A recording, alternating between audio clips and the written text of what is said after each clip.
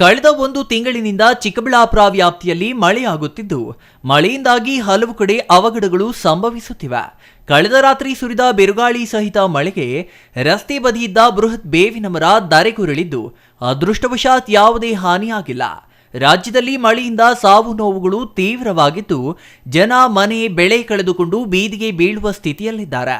ಕರಾವಳಿ ಪ್ರದೇಶದಲ್ಲಿ ಜನಜೀವನ ಅಸ್ತವ್ಯಸ್ತವಾಗಿದೆ. ರಕ್ಕಸ ಮಳೆಯಿಂದಾಗಿ ನದಿ ನಾಲೆಗಳು ಉಕ್ಕಿ ಹರಿಯುತ್ತಿವೆ. ಚಿಕ್ಕಬಳ್ಳಾಪುರ ಜಿಲ್ಲೆಯಲ್ಲಿ ಅಂತಹ ರಣಭೀಕರ ಮಳೆಯೇನೂ ಆಗಿಲ್ಲ. ಅರೆಕುರೆ ಮಳೆಗೆ ರೈತರು ಬೆಳೆಯಿಟ್ಟು ಆಕಾಶದತ್ತ ಮುಖ ಮಾಡಿದ್ರ.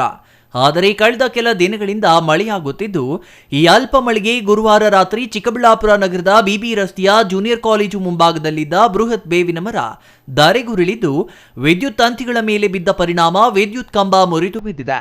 ಆದರೆ ಮರ ಬೀಳುವ ಸಂದರ್ಭದಲ್ಲಿ ಯಾರೂ ಇಲ್ಲದ ಕಾರಣ ಯಾವುದೇ ಪ್ರಾಣಹಾನಿಯಾಗಿಲ್ಲ.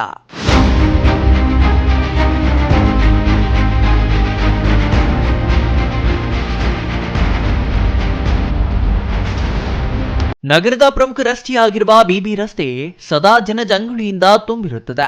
ಬೆಂಗಳೂರು, ಕೋಲಾರ, ಆಂಧ್ರಪ್ರದೇಶಕ್ಕೆ ಪ್ರಯಾಣ ಮಾಡುವ ಪ್ರಯಾಣಿಕರಿಗಾಗಿ ಇದೇ ಜಾಗದಲ್ಲಿ ಬಸ್ ನಿಲ್ದಾಣವೂ ಕೂಡ ಇದೆ. ಸರ್ಕಾರಿ ಶಾಲಾ ಕಾಲೇಜು ಇಲ್ಲೇ ಇದ್ದು, ಸಾವಿರಾರು ವಿದ್ಯಾರ್ಥಿಗಳು ಓಡಾಡುತ್ತಾರೆ. ಬೇವಿನ ಮರ ರಾತ್ರಿ ವೇಳೆ ಬಿದ್ದ ಕಾರಣ ಯಾವುದೇ ಅನಾಹುತ ನಡೆದಿಲ್ಲ. ಈ ಭಾಗದಲ್ಲಿ ವಯಸ್ಸಾದ ಇನ್ನೂ 2 ಮರಗಳಿದ್ದು ಬೀಳುವ ಹಂತದಲ್ಲಿವೆ.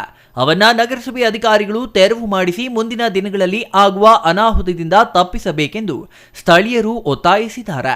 ರಾತ್ರಿ ಬಿದ್ದ ಮರವನ್ನ ತೆರವು ಮಾಡಲು ಕೆಇಬಿ ಸಿಬ್ಬಂದಿ ಮತ್ತು ನಗರಸಭೆ ಸಿಬ್ಬಂದಿ ಹರಸಾಹಸ ಪಟ್ಟಿದ್ದಾರೆ.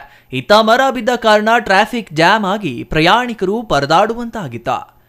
Praveen, CTV news, Chikkaballapur.